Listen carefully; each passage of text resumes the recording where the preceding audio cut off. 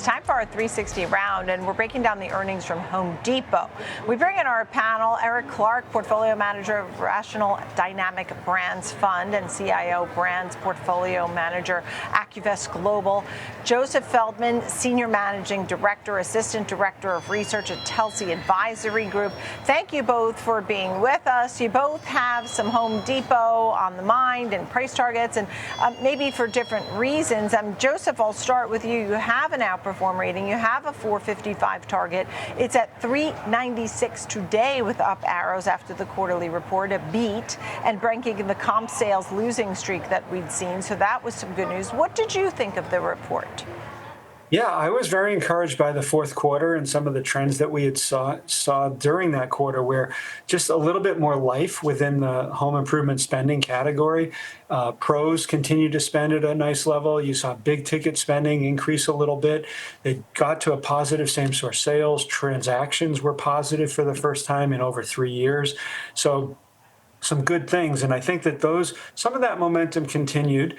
We did have a choppy January, with some of the weather. February, my sense is things are okay there, and there was enough in the sales that gave me some confidence that we're starting to see a little bit of life that we could see throughout 2025, and that could help support trends going forward. Yeah, and that's something, Eric, you were noting. I mean, you talked about the tappable market and that Home Depot is a leader, but that Home Depot and Lowe's are not necessarily firing on all cylinders just yet. You said that, look, well, we're going to hold some Home Depot because of its position, but what do they need to do differently to really be a winner in your mind? Well, I think they're doing everything they can in a difficult market. I mean, this was a good execution story in a tough environment for housing and home related stuff. So, I mean, certainly the sector overall is very sensitive to interest rates. So interest rates falling, hopefully not because they're going to drive us into a recession. Obviously, that's not a good reason for interest rates to fall. But generally speaking, there's a correlation. Interest rates falling, housing stocks tend to do okay. But the execution story to me was the most important. And you also noted, look, there's so much more that can go on. It sounds like you're both sort of waiting for the spring selling season, Eric. I mean, a lot of the folks that were shopping there were saying they're just a little cautious about large remodels right now. Maybe they'll have a change of heart this year. Do you think that's likely? I do. I mean, the housing stock is old. It's 40 plus years. And so there are these projects to be done. Sentiment is important, though. If sentiment is difficult in a short-term period, people tend to freeze a little bit, and so we're creating some of this sentiment drag for obvious good reasons over the long term. But in the short term, you have some of this turbulent environment that all retailers have to navigate through. Right. Look, you may have less FX headwinds. You do have the tariff situation that could push materials higher, Joseph, but you do like Home Depot overall. I mean, what could be the catalyst or positive that will really help in the new year? Well, I do think, as we're both saying here, that if you can get some life in the remodel and repair side of the market, where people are finally starting to take on some of those bigger projects that they've delayed in the past couple of years, sentiment maybe turns a little more favorable. That would help a lot.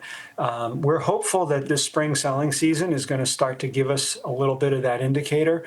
We're hoping to see that the home housing market does continue to show some gradual improvement. We're not expecting for big numbers out of the housing market or from spending, but the incremental would really help a lot and go a long way to really supporting here, because as Eric mentioned, Home Depot executes so well. And I think we're going to see that continue. I think they continue to show operational improvements that are helping to drive efficiency. So if they can get a little bit of sales, that will increase profitability quite nicely. Look, and smaller projects and better rates and all of these things could help. Do we like both Home Depot and Lowe's, Eric? We do for different reasons, obviously, but they focus generally on the same market, but slightly different verticals. But I think if Home Depot works, if sentiment gets better, if we start to see a lift off in projects, both are going to benefit, as well as some of the home builders as well as some of the home furnishing. So the whole sector kind of will probably move in tandem. But, we say stay up in quality, and this management team is showing you, with good execution, that they are definitely the one to lean into. And Joseph, I only have a few seconds. Do you have an outperform on Lowe's as well, or no? We do, and same response there. Little different reason, but I think that they're both going to see generally the same broad category trends. Eric, Joseph, thank you both. Eric Clark, Joseph Feldman, thank you. Good to talk about Home Depot, Lowe's, and how the consumer may shop and act in 2025.